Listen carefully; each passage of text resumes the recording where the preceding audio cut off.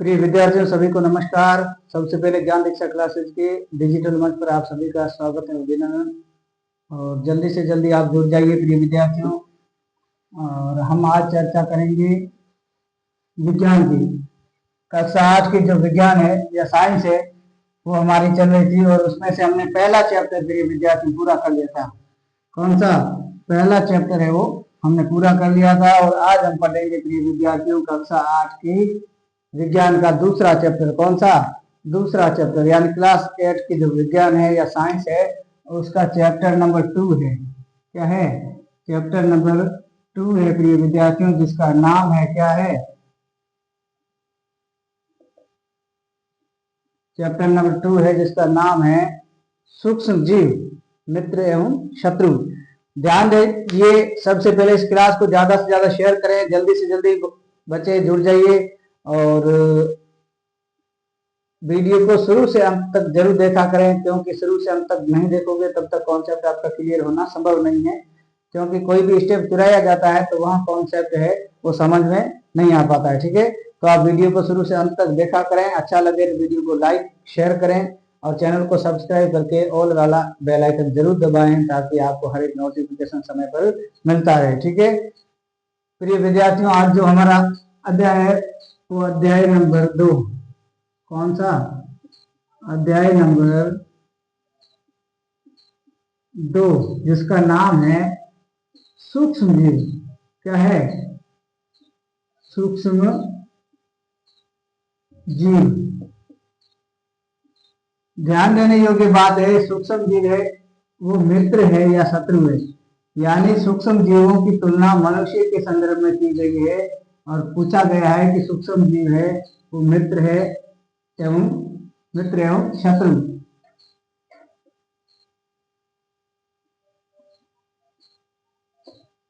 ध्यान देना, ठीक है। यानी जो हमारा टॉपिक है सूक्ष्म जीव, माइक्रो ऑर्गेनिज्म। सबसे पहले हम इस लेसन के अंदर या इस चैप्टर के अंतर्गत हम पढ़ेंगे कि सूक्ष्म जीव क्या है, सूक्ष्म जीव कितने प्रकार के होते हैं, कौन कौन से सूक्ष्म जीव होते हैं और उनकी हैबिट एंड हैबिटेट क्या होती है, यानी आवास और उसका स्वभाव क्या होता है।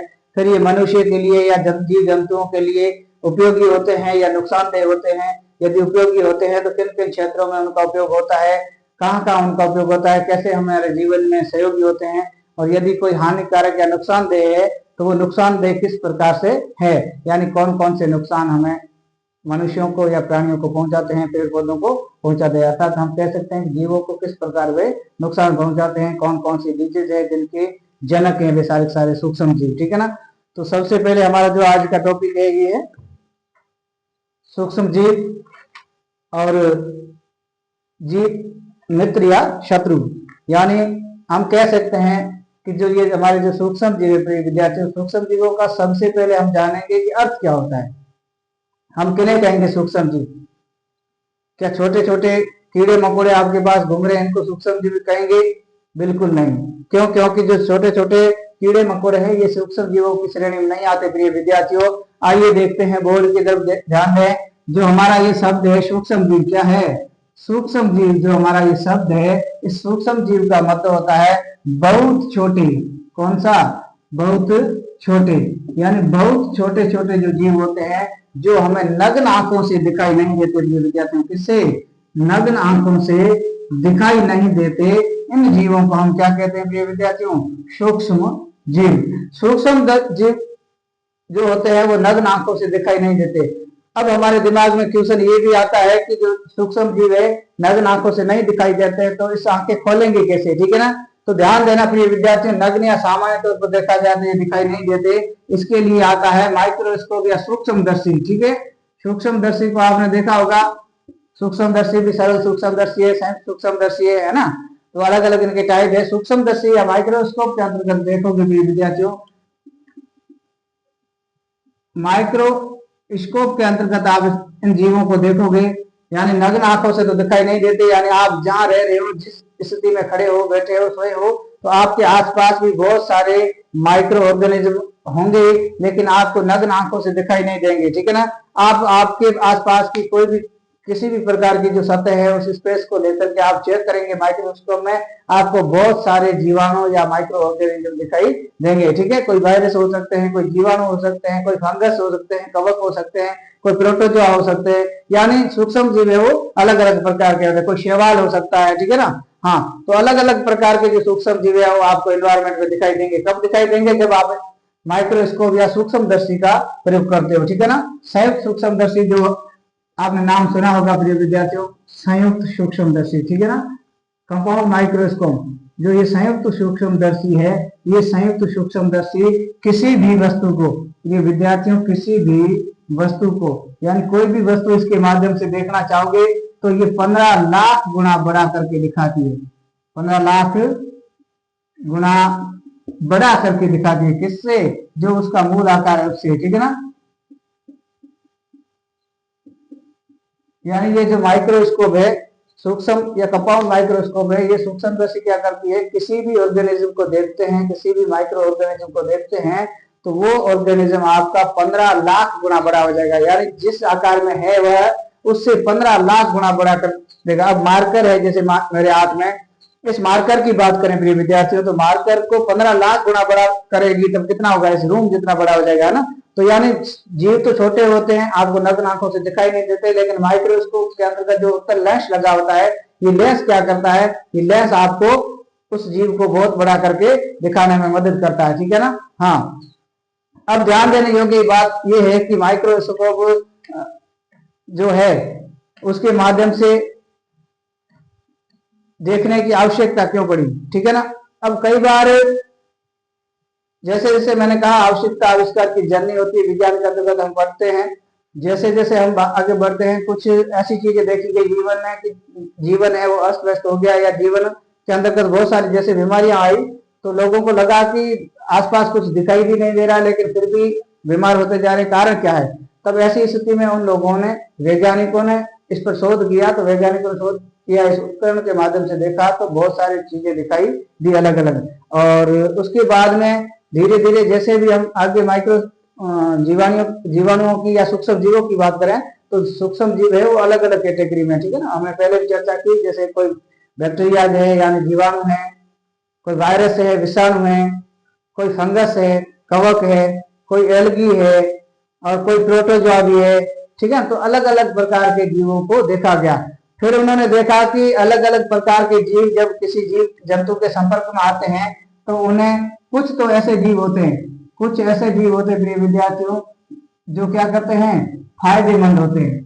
ठीक है ना, यानी कुछ जीवों की या माइक्रो ऑर्गेनिज्म की ऐसी प्रजातियां पाई गई जो हमारे शरीर के लिए या जीवाणुओं के लिए या प्राणियों के लिए क्या होती है, फायदेमंद होती है। ठीक है, और कुछ ऐसी जातियां पाई गई, ठीक है, या टाइप्स पाए गए, वो टाइप्स नुकसानदेह होते हैं। ठीक है ना, यानी किसी भी जीव के संपर्क में आते हैं तो उस जीव के संपर्क में आकर के उसको संक्रमित कर देते हैं और धीरे धीरे वो जीव है वो बीमार पड़ जाता है। ठीक है, चाहे कोई भी प्रकार का, चाहे वनस्पति हो, चाहे एनिमल्स हो, हम किसी पर्टिकुलर जीव की या ऑर्गेनिज्म की बात नहीं कर रहे हैं, हम कह रहे हैं कि कोई भी जीव हो, चाहे वनस्पति हो या चाहे एनिमल्स या प्राणी हो। ठीक है ना, एनिमल्स के अंदर मनुष्य वगैरह सारे आते हैं, ध्यान रखना यहाँ। तो जिसके संपर्क में आता था तो उसको बीमार कर देता था, यानी वो नुकसान पहुंचाता था। ठीक है ना, तो अलग अलग वैज्ञानिकों ने अलग अलग तरीके से देखा, इनको देख करके जब इनका अध्ययन किया गया तो ऐसी बहुत सारी जातियां, प्रजातियां या टाइप्स, प्रकार मिले जो अलग अलग तरीके के नुकसान पहुंचा रहे थे जीवों को। ठीक है ना, तो उसका विवरण इस सूक्ष्म जीव के अंतर्गत किया गया है। तो सबसे पहले हम लिखेंगे प्रिय विद्यार्थी, हमारा जो शब्द है पहला, क्या शब्द है, शब्द है सूक्ष्म जीव एवं सूक्ष्म जीव मित्र एवं शत्रु। ठीक है, तो सबसे पहले हमारा जो शब्द है सूक्ष्म जीव, तो सूक्ष्म जीव किसे कहते हैं इसको हम एक परिभाषा के तौर पर लिखेंगे। ठीक है, तो पहली हेडिंग डालो, सूक्ष्म जीव क्या है, सूक्ष्म जीव, पहली हेडिंग डालो सूक्ष्म जीव। इसको इंग्लिश में कहते हैं मेरे विद्यार्थियों माइक्रो ऑर्गेनिज्म। ठीक है, माइक्रो ऑर्गेनिज्म यानी सूक्ष्म जीव। ठीक है, तो हमने कहा था कि सूक्ष्म जीव किसे कहेंगे, तो वे जीव या वे छोटे से छोटे जीव जो हमें नग्न आंखों से नहीं दिखाई देते हैं, अर्थात सूक्ष्मदर्शी की सहायता से देखा जाता है, उन्हें हम क्या कहेंगे? सूक्ष्म जीव कहेंगे। ठीक है, लिखेंगे वे जीव जिन्हें हम नग्न आंखों से नहीं देख सकते, वे जीव जिन्हें हम नग्न आंखों से नहीं देख सकते तथा नग्न आंखों से नहीं देख सकते तथा सूक्ष्मदर्शी की सहायता से देखा जाता है। ठीक है, यानी वे जीव जिन्हें हम नग्न आंखों से नहीं देख सकते तथा सूक्ष्मदर्शी की सहायता से देखा जाता है, उसे सूक्ष्म जीव कहा जाता है। क्या कहा जाता है? उसे सूक्ष्म जीव या माइक्रो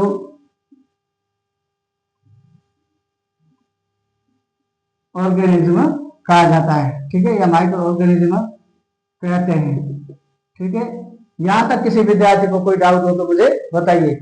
यानी वे जीव जिन्हें हम सूक्ष्मदर्शी की सहायता से देखते हैं, यानी नग्न आंखों से दिखाई नहीं देने वाले जो जीव है उनको हम कहेंगे सूक्ष्म जीव। अब ध्यान दीजिए, सूक्ष्म जीव है जब पढ़ रहे हैं तो सूक्ष्म जीव कौन कौन से हैं? ठीक है, तो उदाहरण के तौर पर हम देखेंगे प्रिय विद्यार्थियों, तो उदाहरण के तौर पर देखेंगे तो क्या है, जैसे है जीवाणु। बैक्टीरिया आपने नाम सुना होगा, ज्यादातर हिंदी टर्म कम यूज होते हैं कहीं भी, तो इसलिए बैक्टीरिया उसको कहते हैं ना, तो जीवाणु। और उसके बाद में वायरस का नाम सुना होगा, वायरस को हिंदी में कहते हैं विषाणु। और विषाणु के बाद में आपने देखा होगा फंगस, फंगस को हम कहते हैं कवक। और दूसरा है प्रोटोजोआ। क्या है? प्रोटोजोआ। ठीक है, और प्रोटोजोआ के बाद में है शैवाल, तो ये और आदि। ठीक है, यानी ये जीव कुछ ऐसे जीव हैं जो आपको नग्न आंखों से दिखाई नहीं देते। कौन से? जीवाणु है, उसको भी नग्न आंखों से नहीं देख सकते। विषाणु है, उसको भी नग्न आंखों से आप नहीं देख सकते चाह करके भी। और प्रोटोजोआ है, उसको भी नहीं देख सकते। कवक या फंगस है, उसको भी, कवक की कुछ प्रजातियां, कवक या फंगस या फंजाई की जो कुछ प्रजातियां हैं तो वो ऐसी है जिसको दिखाई देते हैं। जैसे आप मशरूम है, वर्षा ऋतु में जो कुंभी खाते हो, अपनी भाषा में कुंभी कहते हैं, असली में क्या है? मशरूम है। ठीक है ना, तो मशरूम एक कवक की जाति है। तो कवक की ऐसी कई सारी जातियां हैं जिनको हम नग्न आंखों से देखते हैं, लेकिन उसमें भी, कवक में भी बहुत सारी चीजें ऐसी होती है, या कुछ ऐसी प्रजातियां होती है जो बिल्कुल सूक्ष्म होती है, यानी माइक्रो ऑर्गेनिज्म ऐसा होती है, तो उनको आप सूक्ष्मदर्शी या माइक्रोस्कोप के बिना नहीं देख सकते। ठीक है, फिर अगला है शैवाल। तो शैवाल में भी आप देखेंगे कि कुछ ऐसी स्पीसीज प्रजातियां होती है जिनको आप नग्न आंखों से देख सकते हो, जैसे स्पाइरुलियम वगैरह ऐसी चीजें हैं जिनको खाई जाती है प्रोटीन के तौर पर। मगर कुछ ऐसी स्पीसीज है जो माइक्रो ऑर्गेनिज्म के हिसाब से प्रकृति में पाई जाती है। ठीक है, तो उनको आप नग्न आंखों से नहीं देख सकते, यानी वे बहुत सूक्ष्म है, और सूक्ष्म है तो आपको नुकसान भी पहुंचा सकती है और फायदा भी पहुंचा सकती है। ठीक है ना, ये दोनों टर्म्स होते हैं, यानी पॉजिटिव और नेगेटिव दोनों पॉइंट्स होते हैं, लेकिन कुछ ऐसी होगी जो फायदा पहुंचाएगी और कुछ ऐसी होगी जो नुकसानदेह भी होगी। ठीक है, अब जनरली हम बात करेंगे विद्यार्थियों जीवाणु। यानी हम जनरली देखते हैं कि जैसे रात को हम सोते हैं पंखा स्टार्ट करके और सुबह उठते हैं कि हम जुकाम ग्रस्त हो जाते हैं। ठीक है, तो जो जुकाम वाला सिस्टम है, यानी रात में जुकाम था नहीं, एकदम बॉडी सही थी, तो रात में आया कहां से? तो एनवायरमेंट में जैसे ये वायरस होता है, तो ये जुकाम है वो इन्फ्लुएंजा वायरस की वजह से होता है। ठीक है ना, ये वायरस ध्यान रखना, जो ये वायरस है, नाम क्या है? वायरस। हम बार बार कह रहे हैं वायरस, इसको हम कहते हैं हिंदी में विषाणु। क्या कहते हैं? विषाणु। अब विषाणु ध्यान रखना सजीव और सजीवों के शरीर के जब बाहर पाया जाता है, ठीक है, तो बाहर हमेशा निर्जीव अवस्था में होता है। किस अवस्था में होता है? निर्जीव में। जैसे ही किसी सजीव के शरीर में प्रवेश करता है, तो शरीर में प्रवेश करता है तो प्रिय विद्यार्थी ये क्या हो जाता है? सक्रिय हो जाता है, और सक्रिय होकर के ये क्या कहलाता है? यानी सजीव बन जाता है। ठीक है, यानी जीवों के शरीर के बाहर में प्रिय विद्यार्थियों ये निर्जीव होता है, मृत अवस्था में पाया जाता है। जैसे ही किसी जीव के संपर्क में आता है, बॉडी के संपर्क में आता है, तो अपना प्रजनन स्टार्ट कर देता है, कॉलोनियां बना करके ये पुनर्जीवित हो जाता है, ठीक है ना। हाँ, जैसे ही आपके बॉडी के या किसी भी प्राणी के बॉडी के संपर्क में आता है तो वहां पोषण प्राप्त करके ये पुनर्जिंदा हो जाता है। इसलिए ये जो वायरस है इसको सजीव और निर्जीव के बीच की योजक कड़ी माना जाता है, ध्यान रखना, ठीक है ना। सजीव और निर्जीव के बीच की जो योजक कड़ी है वो किसको माना जाता है? वायरस को। क्यों माना जाता है? क्योंकि ये सजीव के संपर्क में आता है तो सक्रिय हो जाता है या जिंदा हो जाता है, और सजीव की बॉडी के बाहर रहता है तो हमेशा मृत अवस्था में पाया जाता है, ठीक है। यहां तक किसी विद्यार्थी को कोई दिक्कत हो तो मुझे बताएं। और उसके बाद में कई सारे ऐसे हैं, जैसे कई बार हैजा होता है, टाइफाइड होता है, तो ये अलग अलग प्रकार के जो जीव हैं, जीवाणु, ये अलग अलग प्रकार की बीमारियां उत्पन्न करते हैं, ठीक है ना। कुछ वायरस जनित होती है, कुछ बैक्टीरिया जनित होती है, ठीक है ना। जैसे हैजा है, टाइफाइड है, टीबी है, कुष्ठ रोग है, ठीक है ना।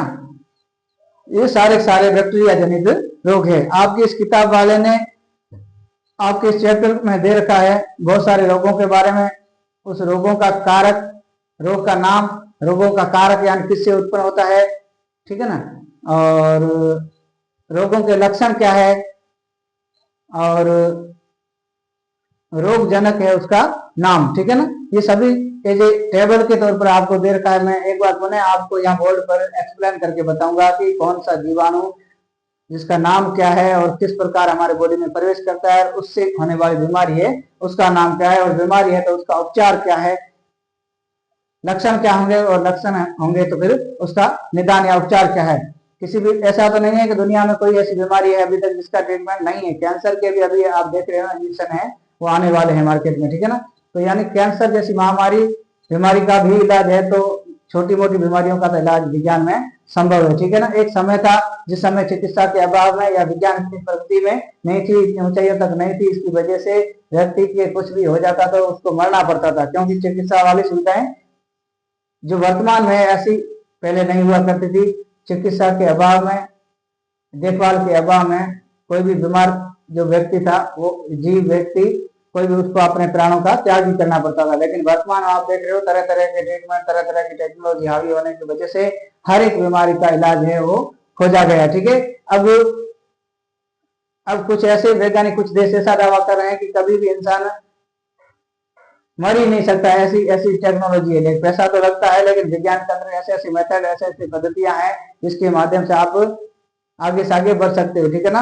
हाँ, पहले एक समय में कहा करते थे कि जो जीव है वह अजर अमर नहीं है, ठीक है ना, बूढ़ा भी होता है और मर भी जाता है। लेकिन अभी धीरे धीरे थोड़ी चीजें परिवर्तित हो रही है, धीरे धीरे जैसे शोध कर रहे हैं, जैसे जैसे आगे बढ़ रहे हैं विज्ञान के तौर पर, तो बहुत सारी चीजें नई निकल करके आएगी। क्या आएगी, वो आएगी तब हम उसकी चर्चा करेंगे, ठीक है। तो ये हो गया अपना जो सूक्ष्म जीव था उसके बारे में थोड़ा सा इंट्रोडक्शन, ठीक है। यदि डेफिनेशन हो गई और उदाहरण भी हो गए, ठीक है। अब सूक्ष्म जीवों के प्रिय विद्यार्थियों प्रकार की बात करें, क्या करें, सूक्ष्म जीवों के प्रकार की बात करें, तो ध्यान देना,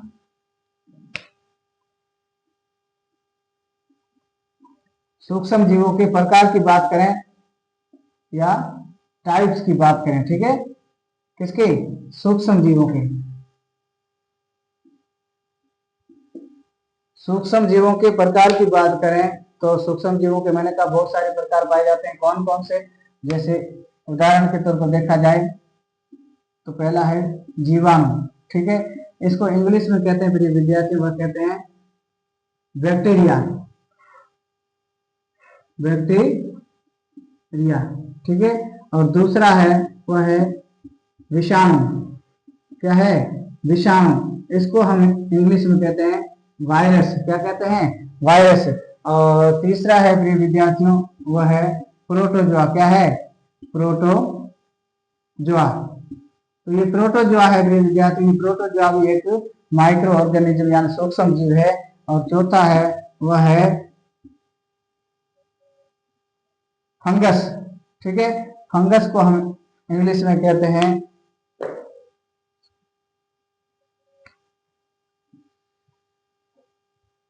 यानी कवक, ठीक है। और कवक को इंग्लिश में कहते हैं प्रिय विद्यार्थियों, वो कहते हैं फंगस, ठीक है। और पांचवा है वह है हमारा एल्गी, क्या है, यानी हिंदी में हम कहते हैं शैवाल और इंग्लिश में इसको कहते हैं हम एल्गी, ठीक है। यानी ये इस प्रकार के जीव आपको प्रकृति में देखने को मिलेंगे। कुछ शैवाल होंगे, कुछ प्रोटोजोआ होंगे, कुछ जीवाणु होंगे और कुछ विषाणु भी पाए जाते हैं। अब निर्भर ये करता है कि इसकी जो नेचर है वो प्रत्येक जीव का नेचर अलग अलग है। कुछ ऐसे बैक्टीरिया भी होंगे प्रकृति में जो आपके लिए फायदेमंद होंगे, जैसे आपने दही को देखा होगा, ठीक है। दही को देखा होगा, दही जब हम खाते हैं तो बड़ी मस्ती से खाते हैं, क्यों, क्योंकि ये दही है बहुत टेस्टी होता है, ठीक है। लेकिन दही को आप माइक्रोस्कोप से देखोगे तो उसमें कुछ इस प्रकार कीड़े नुमा इस प्रकार जीवाणु आपको बैक्टीरिया दिखाई देंगे, ठीक है। ये बैक्टीरिया क्या करते हैं प्रिय विद्यार्थियों, ये जो बैक्टीरिया है ये हमारे शरीर के लिए फायदेमंद होते हैं। क्या होते हैं, फायदेमंद। कैसे फायदेमंद होते हैं, ये आपके डाइजेशन दर है या पाचन दर है, उस पाचन दर को बढ़ाते हैं और भोजन को जल्दी पचाने में आपकी क्या करते हैं, मदद करते हैं। और इस बैक्टीरिया का नाम है प्रिय विद्यार्थियों, वो है लैक्टोबैसिलस। क्या है, लैक्टोबैसिलस,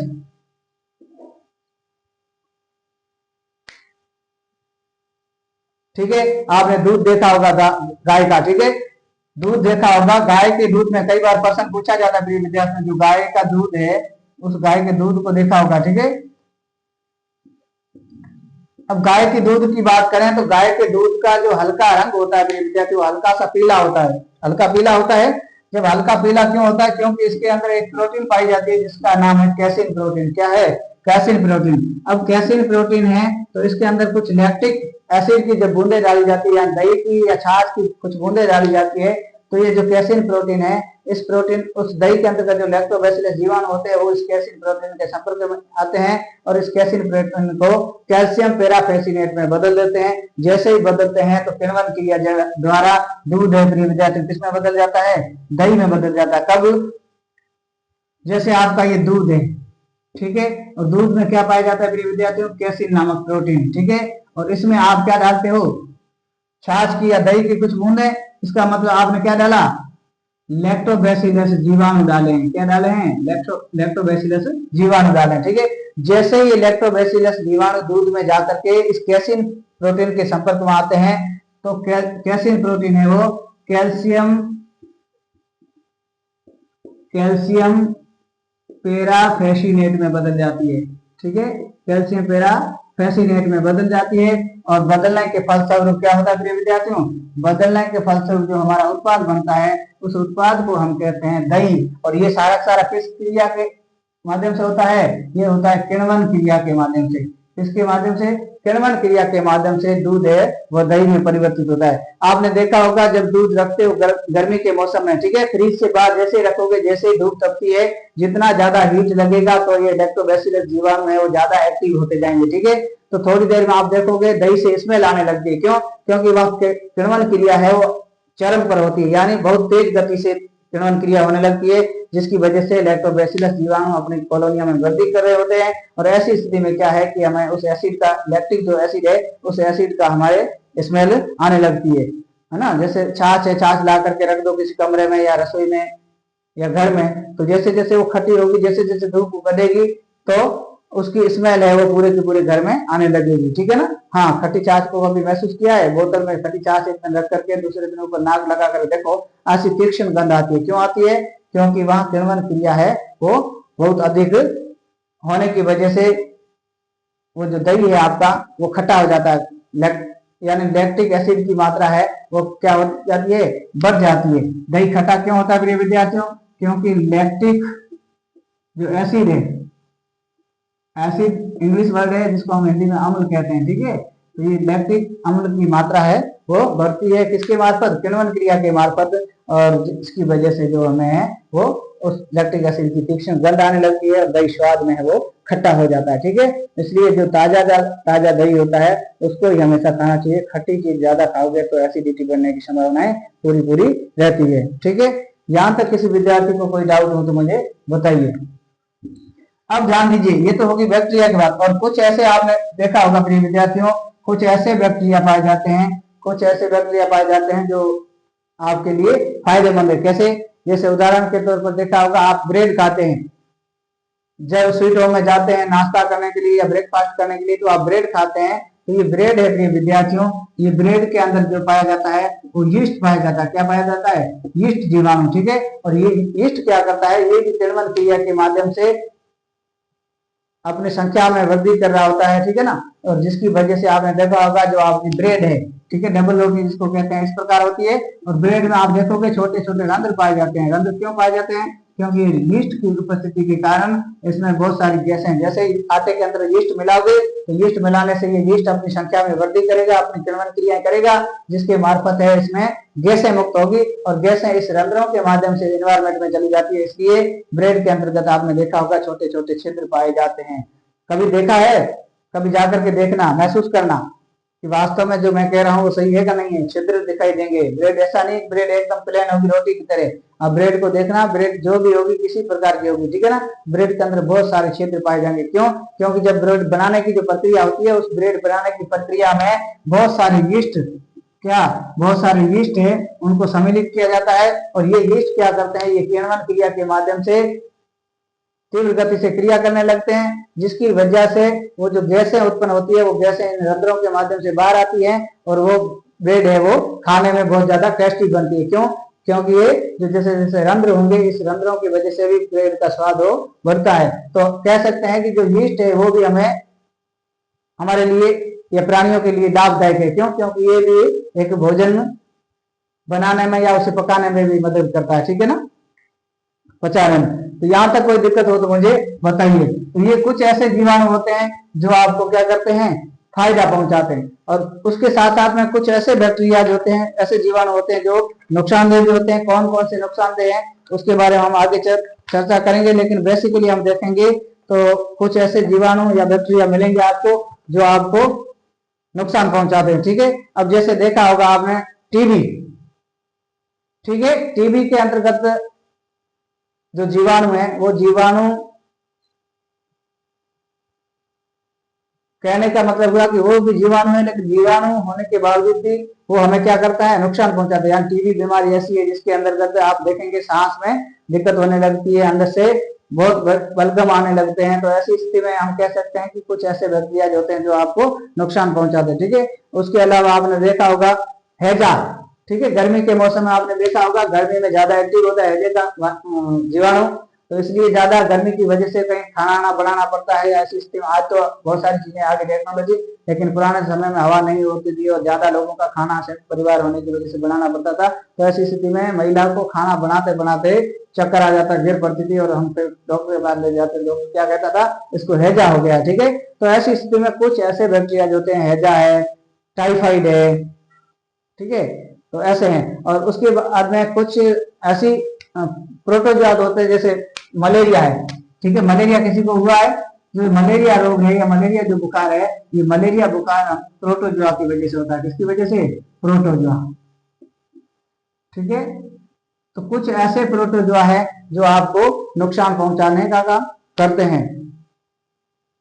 और उसके अलावा वायरस तो है, जैसे जुकाम हो गया, जुकाम के अलावा एड्स वगैरह जो रोग हैं जितने भी, वो सारे सारे इस वायरस की वजह से होते हैं, ठीक है। यानी हम कह सकते हैं कि सूक्ष्म जीव में कुछ ऐसे जीव होते हैं जो हमारे लिए फायदेमंद होते हैं और कुछ ऐसे जीव होते हैं जो हमारे लिए नुकसानदायक होते हैं, ठीक है। अब कवकों में देखोगे तो बहुत सारे कवक ऐसे होंगे जो आपको नुकसान पहुंचाएंगे, बीमार करेंगे। जैसे आपने रोटी रखी, ठीक है ना, अब रोटियां जब रखते हो 1-2 दिन या कोई ऐसी बाजार से वस्तु ला करके रखते हो, 2-3 दिन बाद आप देखोगे उसके ऊपर हरी हरी परत हो जाती है, ठीक है। वो हरी हरी परत क्या है? वो कवक है, ठीक है ना। क्या है? कवक। तो ये कवक है अपनी कॉलोनियां बनाता रहता है और ये कवक या उस कवक युक्त आप रोटी खाना खाओगे, भोज्य पदार्थ, तो आप निश्चित रूप से बीमार हो जाएंगे, ठीक है। यानी कह सकते हैं कि कुछ ऐसे कवक पाए जाते हैं जो आपके लिए नुकसानदेह होते हैं। लेकिन कुछ ऐसे कवक है, जैसे मशरूम है, मशरूम कवक है, उसको आप खाते हो हेल्थ के लिए और वो प्रोटीन का अच्छा सोर्स भी मानी जाती है, ठीक है। उसके अलावा कुछ ऐसे जैसे पेनिसिलियम है, पेनिसिलियम नोटेटम, ठीक है। पेनिसिलियम नोटेटम नामक जो कवक है, इस कवक से एंटीबायोटिक प्राप्त होती है, इस कवक से एंटीबायोटिक प्राप्त होती है। कौन सी? पेनिसिलिन नामक। आपने देखा होगा जब आपको ज्यादा दर्द होने लगता है तो डॉक्टर के पास जाते हैं और डॉक्टर पेनिसिलिन का इंजेक्शन लगाता है। ये पेनिसिलिन कहाँ से प्राप्त होता है? पेनिसिलियम नोटेटम नामक कवक से प्राप्त होता है। ठीक है, तो हम कह सकते हैं कि पेनिसिलियम एक एंटीबायोटिक है जो पेनिसिलियम नोटेटम नामक कवक से प्राप्त होती है। इस प्रकार हम कह सकते हैं कि कुछ कवक ऐसे होते हैं, फंजाई ऐसे होते हैं जो आपके लिए फायदेमंद होते हैं और कुछ एक नुकसान पहुंचाते हैं। ठीक है, तो ये अलग अलग प्रकार की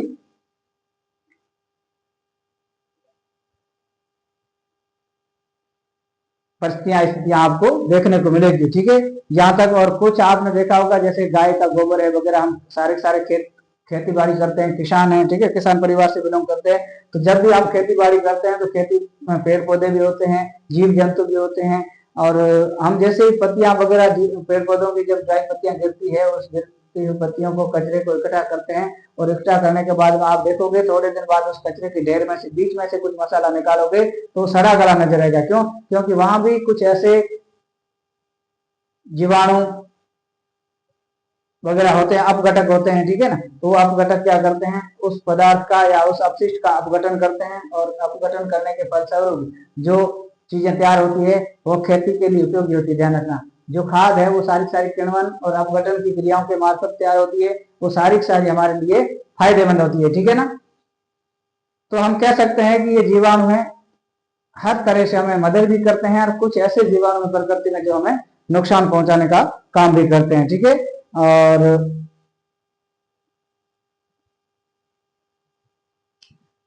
यहां हम इसको कर्मिक रूप से देखना चाहें प्रिय विद्यार्थियों तो हम देखेंगे,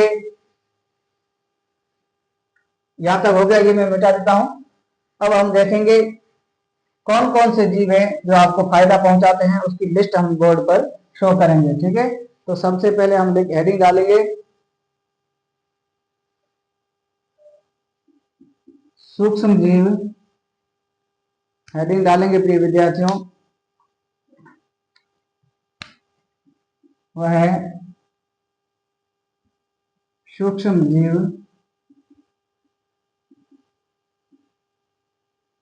हमारे मित्र। ठीक है, या सूक्ष्म जीवों के फायदे। अब कौन कौन से ऐसे जीव है जो आपको फायदे पहुंचाते हैं उसकी चर्चा हमने बेसिकली कर ली। अब हम ये लिस्ट के तौर पर यहाँ लिखते हैं ताकि आपके दिमाग में ये चीजें रहे कि आपकी कौन कौन सी चीजें हैं जिससे फायदा होता है। ठीक है, तो सबसे पहले हम बात करें पहले नंबर का, ये जो फायदा पहुंचाते हैं माइक्रो ऑर्गेनिज्म, वो भोजन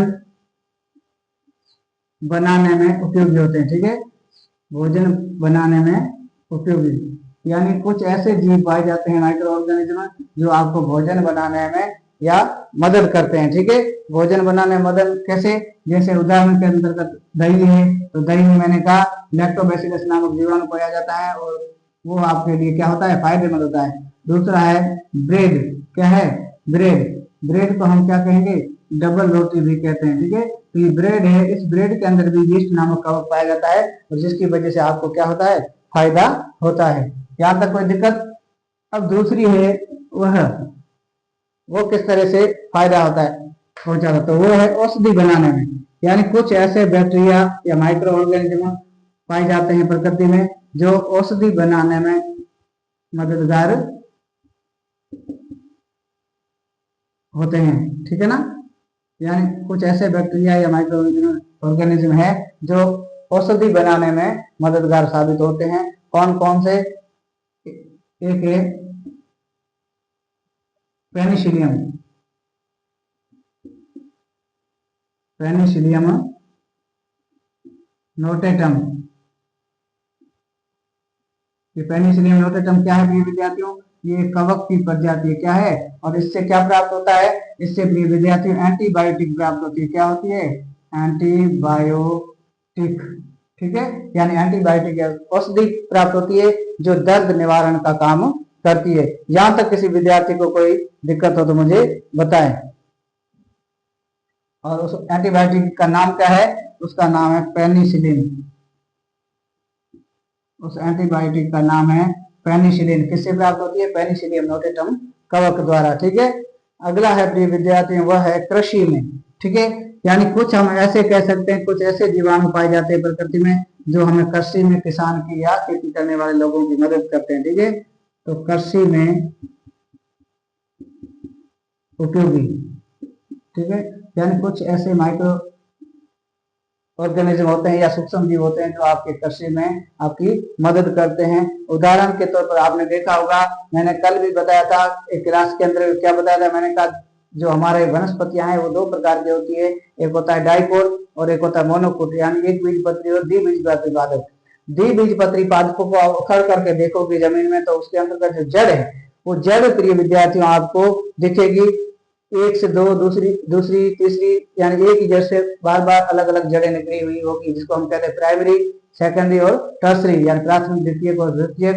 इन प्राथमिक और द्वितीयक तृतीयक जड़ों को देखोगे प्रिय विद्यार्थी इस प्रकार अब, ठीक है ना, इस प्रकार आप देखोगे इन जड़ों को, तो ये जड़ें क्या करती है, यहाँ जड़ों में गांठें पाई जाती है। ठीक है, तो गांठें क्यों पाई जाती है, क्योंकि जितने भी द्विबीजपत्री है ये लेंटिसिनेसी कुल के पौधों में ये गांठें पाई जाती है। गांठों के अंदर विद्यार्थियों नाइट्रोजन स्त्रीकरण करने वाले, नाइट्रोजन स्त्रीकरण करने वाले जो जीवाणु हैं, इसका नाम है नोस्टोक और एनाबिना। तो कुछ ऐसे बैक्टीरिया पाए जाते हैं जो इन पादपों की जड़ों में पाए जा करके नाइट्रोजन स्त्रीकरण का कार्य करते हैं। जैसे ज्यादा नाइट्रोजन स्त्रीकरण यानी मूल अवयवों में टूटेगी तो उतनी ही ज्यादा पौधा ग्रहण करेगा, और जितनी ज्यादा नाइट्रोजन पौधे को मिलेगी, मैंने कल भी बताया था, उतना ही पौधा वो हरा भरा दिखाई देगा। ठीक है, और जैसे हरा भरा दिखाई देगा तो उत्पादन है आपका वो भी बढ़ेगा। ठीक है, तो हम कह सकते हैं कुछ ऐसे हैं जो खेती में आपकी कृषि में मदद करते हैं, जिसको हम कहते हैं नाइट्रोजन स्त्रीकारी जीवाणु, नाइट्रोजन स्त्रीकारी जीवाणु। ठीक है, कौन कौन से है, एक तो है नोस्टोक, नोस्टोक व एनाबिना, जीवाणुओं की क्या है, नाम है। ठीक है, यानी कुछ ऐसे जीवाणु बैक्टीरिया है जो आपको कृषि में मददगार साबित होते हैं। दूसरा है, अगला है प्रिय विद्यार्थी, वो है अपघटक। क्या है, अपघटक, यानी कुछ ऐसे, आप जब भी विज्ञान को लिखो तो परिभाषा लिख करके फिर ऐसे पॉइंट बना करके लिखोगे तो आपको पूरे में से पूरे नंबर है, क्योंकि विज्ञान के अंतर्गत एवरीथिंग इज सिस्टमैटिक, हर एक चीज क्या है, क्रमिक है, क्रमबद्ध है, व्यवस्थित है। ठीक है, और व्यवस्थित नहीं लिखोगे तो विज्ञान में नंबर नहीं आएंगे। आपकी परिभाषा पूछी, परिभाषा लिखोगे, नीचे उदाहरण लिखोगे तो परिभाषा पूरी मानी जाएगी। ठीक है, आपको और कोई विशेषताएं पूछे किसी की, तो विशेषताओं की हेडिंग डाल करके इस प्रकार आप पॉइंट बना करके या तो नंबर लगा करके या ऐसे डैश करके या हर लाइन के आगे डैश करके, ऐसा नहीं इतिहास और पॉलिटिकल की तरह आप पूरा का पूरा विवरण लिख दो, एक ही पूरा क्या बना दो, मिक्स खिचड़ी बना दो, ऐसा खिचड़ी नहीं चलेगा। विज्ञान में जितना कुछ लिखोगे वो सारा पॉइंट बना करके या एरो का निशान बना करके लिखोगे इस प्रकार। ठीक है, जिससे उसको चेक करने में आसानी होगी और मूल चीजें वो आसानी से जल्दी देख सकता है। ठीक है, इसलिए विज्ञान लिखने का भी तरीका वो इस प्रकार होना चाहिए। ठीक है, अब अपघटक है, अपघटक मैंने कहा जो पादप होते हैं, ठीक है, पादप या जीवों की जो मर्त पत्तियां होती है, जो मर्द भाग होते हैं, उन मर्द भागों को क्या करता है, अपघटित करता है। अपघटित करने के बाद में पादपों के मर्द भाग व जंतुओं के अपशिष्ट, जंतुओं के अपशिष्ट, ठीक है, ये क्या करता है, इन दोनों के साथ क्रिया करता है और क्रिया करने के बाद ये आपके खाद में तब्दील कर देता है, जिससे वो आपकी खेती में उत्पादन बढ़ाने में ज्यादा मददगार होते हैं। तो हम कह सकते हैं कुछ ऐसे अपघटक होते हैं जो आप किसान के लिए मित्र का काम करते हैं। और दूसरा आपने देखा होगा केंचुआ, कल मैंने एक क्लास की शायद 8वीं या इसी में मैंने 8वीं क्लास में बताया था, मैंने कहा कुछ ऐसे जीव होते हैं जैसे कीड़े नुमा, जिसको हम केंचुआ कहते हैं। और केंचुआ है वो, उसको किसान का स्पेशली मित्र कहा जाता है। मित्र क्यों कहा जाता है, क्योंकि जो केंचुए जमीन में पाए जाते हैं तो जमीन को धीरे धीरे खोखला करते रहते हैं, जमीन को बिल्कुल सॉफ्ट करते हैं। जितनी ज्यादा जमीन सॉफ्ट होगी उतनी ज्यादा जड़ें नीचे जाएगी और वनस्पतियां ज्यादा ग्रोथ करेगी। ठीक है, तो ऐसी स्थिति में किसान का जो मित्र है वो केंचुआ कहलाता है। और उसके साथ साथ में गोबर है, जो गोबर के साथ में केंचुए को आप छोड़ दोगे किसी कुंड के अंतर्गत किसी या बर्तन में, तो निश्चित रूप से केंचुआ उस गोबर के खाद को इस प्रकार अपघटन करते करते करते करते बनाएगा, जिससे वो खाद है आपका जो केमिकल या रासायनिक खाद है उससे कई गुना ज्यादा उत्पादन आपको दे सकता है। इसलिए किसान का मित्र है वो कहलाता है क्या, केंचुआ। ठीक है, तो केंचुआ भी है कुछ जो आप इनके लिए फायदेमंद होते हैं। ठीक है, अब कुछ ऐसे सूक्ष्म जीव होते हैं जो क्या करते हैं मेरे विद्यार्थी, यहाँ तक लिख दिया तो हम इसको मिटा देते हैं। ठीक है, लेकिन केंचुआ है वो आपका माइक्रो ऑर्गेनिज्म नहीं है, यानी सूक्ष्म जीव नहीं है। बीच में आया था फायदे की बात, इसलिए मैंने कल की वापिस याद दिला दी। ठीक है, केंचुआ आपका माइक्रो ऑर्गेनिज्म नहीं है। माइक्रो ऑर्गेनिज्म की परिभाषा में हमने पहले ही बताया था कि ऐसे जीव जिनको हम नग्न आंखों से नहीं दिखाई देते हैं वो सारे सारे माइक्रो ऑर्गेनिज्म कहलाते हैं। लेकिन केंचुआ है वो तो आप देख सकते हो आराम से, बहुत बड़े कीड़े से भी बड़ा होता है। ठीक है ना, कहीं कबार आपको जैसे जैविक प्लांट लगे हुए हैं अभी, तो वहां जाकर के आप देख सकते हो। यहाँ आप बाड़मेर जैसे मैंने बात करें तो जानपालिया में एक प्लांट है, वहां जाकर के आप आसानी से उसको देख सकते हो। ठीक है, और जनरली आजकल तो हर एक ओपन वेल पर और ट्यूबवेल पर आपको मिल जाएंगे किसानों के पास।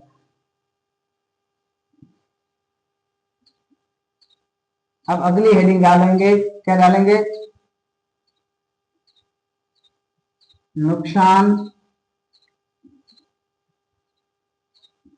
नुकसानदायक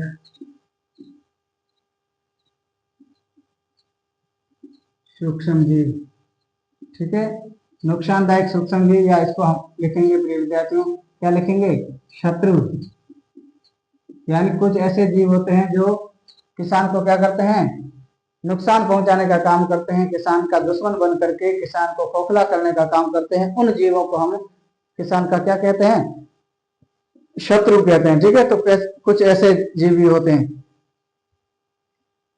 जैसे उदाहरण के तौर पर पहला पॉइंट है रोग उत्पन्न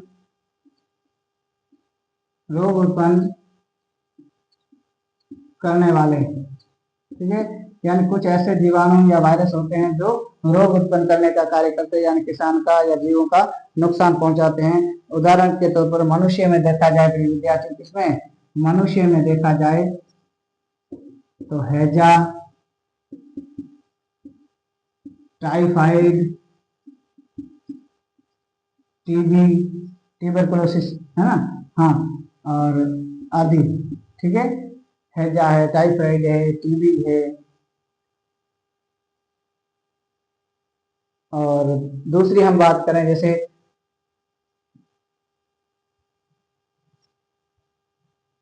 जुकाम है वगैरह है, वो भी इस बीमारी का एक हिस्सा है, यानी इसकी माइक्रो ऑर्गेनिज्म है, इसकी वजह से उत्पन्न होते हैं। ठीक है, अब दूसरा पशुओं में हम देखें, पशुओं में आपने देखा होगा, पशुओं में तो पशुओं में बहुत सारे रोग अलग अलग आप दिखाई देंगे। जैसे थनैला है, क्या है, थनैला रोग है, ये भी एक बैक्टीरिया जनित है। उसके साथ साथ में थनैला के साथ में एंथ्रेक्स है, एंथ्रेक्स है प्रिय विद्यार्थी, एंथ्रेक्स भी एक वायरस जनित है। कैसा है, वायरस जनित रोग है। ठीक है, और उसके अलावा खुरपका मुंह पका है, खुरपका मुंह पका है, यह भी एक वायरल रोग है। यानी कह सकते हैं कुछ ऐसे माइक्रो ऑर्गेनिज्म होते हैं जो किसान को और जीवों को, जंतुओं को, अन्य जीव जंतुओं को भी नुकसान पहुंचाने का काम करते हैं। यहाँ तक किसी को दिक्कत, और कुछ ऐसे होते हैं प्रिय विद्यार्थियों वो पौधों को नुकसान पहुंचाने का काम करते हैं। पौधों को कैसे, जैसे आपने देखा होगा गेहूं के अंदर लाल कीट रोग। ठीक है, लाल कीट रोग किसमें होता है, गेहूं में। ठीक है, उसके अलावा होता है बाली रोग, बाली भी रोग किसमें होता है, गेहूं में। ठीक है, और कुछ ऐसे होते हैं जैसे आपने देखा होगा पत्तियां हैं वो आधी सूख जाती है और आधी हरी रहती है। ठीक है, तो उन पत्तियों में लगने वाला जो रोग है वो भी ये क्या है, लाल सड़न रोग। आपने देखा होगा वो गन्ने में,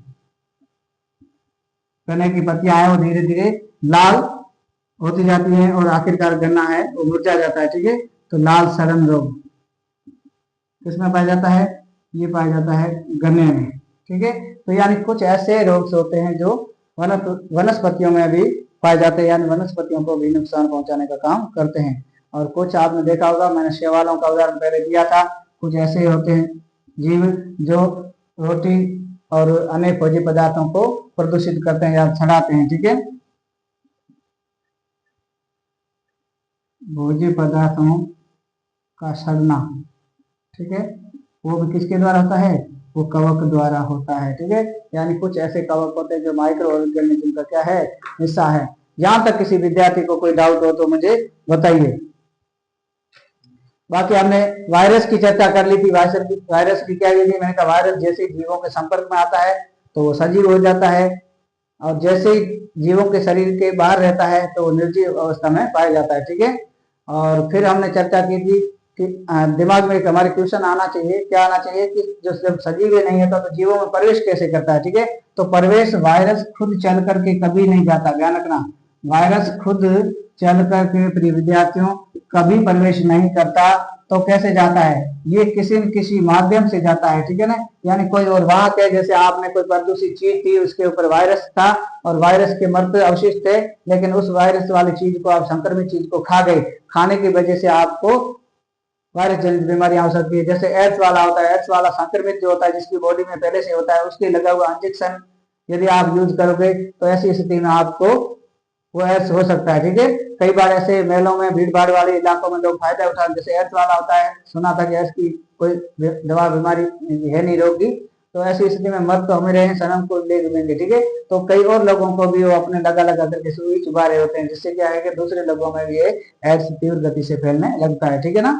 उसके अलावा जुकाम देखा होगा आप, जैसे छींकते हो या खांसते हो तो जब आपकी ड्रॉप्स निकलती है, ठीक है ना, थूक की, तो थूक की जो बूंदे जहाँ कहीं जाएगी उसके साथ तो उसको भी जुकाम होने लगेगा। क्यों, क्योंकि ये संक्रामक बीमारी जुकाम भी है, ठीक है। इसलिए जब भी जुकाम लगे तो अपना कवच तौलिया वगैरह जो भी है उसको अलग रखा करें, जिससे क्या होगा, जिससे आप किसी और को संक्रमित करने से बचा सकते हो, ठीक है। हाँ, और फिर जैसे ये रोग है, इन रोगों के बचाव के लिए सरकार ने अलग अलग तरीके अपना रखे हैं। कई सारी आपने देखा होगा, पोलियो की जो चीजें पहले पुराने समय में पोलियो है बहुत बड़े पैमाने पर हुआ करती बीमारी, और पोलियोग्रस्त लोग है उनका अंग है वो शत विक्षिप्त हो जाता था, अपाहिज हो जाता था, चलने फिरने में वो बिल्कुल विकलांग हो जाते थे, ठीक है, चल नहीं पाते थे। तो ऐसी स्थिति में अभी भी सरकार पोलियो मुक्त करने के लिए लगातार टीकाकरण करिए। छोटे बच्चों में आप देखेंगे नर्सेज या सहायिका लगी हुई हमारे गाँव में, वो सहायिका घर घर जाकर के बूंद बूंद पिलाती है, ठीक है ना, पोलियो से मुक्त करने के लिए। उसके अलावा बहुत सारे टीके भी लगते हैं, बच्चा जन्म से लेकर के बच्चा जब 4-5 साल का होता है तब तक बहुत सारे टीके है वो उसको लग जाता है, ठीक है ना, चेचक का वगैरह, टाइफाइड के बहुत सारे टीके पहले से लगाते हैं, ताकि पहले से इसलिए लगाते हैं ताकि भविष्य में इसके ऊपर कोई रोग हो भी जाए तो उसका असर है वो हमेशा कम दिखाई देगा। क्यों, क्योंकि उसके अंदर पहले से एंटीबायोटिक उसके अंदर निर्माण हो चुकी होगी, ठीक है ना, एंटीबॉडीज। और अगला है, इससे बचना है तो आपको साफ सफाई तो रखनी पड़ेगी, क्योंकि जब गंदगी होगी तो निश्चित रूप से बीमारियां वहां जन्म लेती है।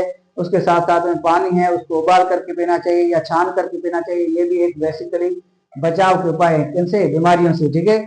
और उसके साथ साथ में अगला जो हमारा होगा वो टॉपिक होगा नाइट्रोजन चक्र, ठीक है। तो कुछ चीजें हमारी इसमें थी, कल हम व्यवस्थित जो बीमारियां हैं उस बीमारियों का नाम, बीमारियों का कारक, इसका उपचार और उसका लक्षण, ठीक है, और निदान उपचार और उसका लक्षण, ये सारी कार्मिक टेबल बना करके हम लिखेंगे। उससे पहले आज की क्लास में बस इतना ही। आप इस क्लास को ज्यादा से ज्यादा दबाकर शेयर करें और जल्दी से जल्दी जुड़ जाएं। हम लगभग 2 से 3 महीने में सारा कोर्स आपको करेंगे, फिर आपका रिवीजन चलेगा, रिवीजन ही आपका डिवीजन तय करेगा, ठीक है। इसलिए ज्यादा से ज्यादा जुड़ें और चैनल को सब्सक्राइब जरूर करें। चलते हैं अगली क्लास में, धन्यवाद।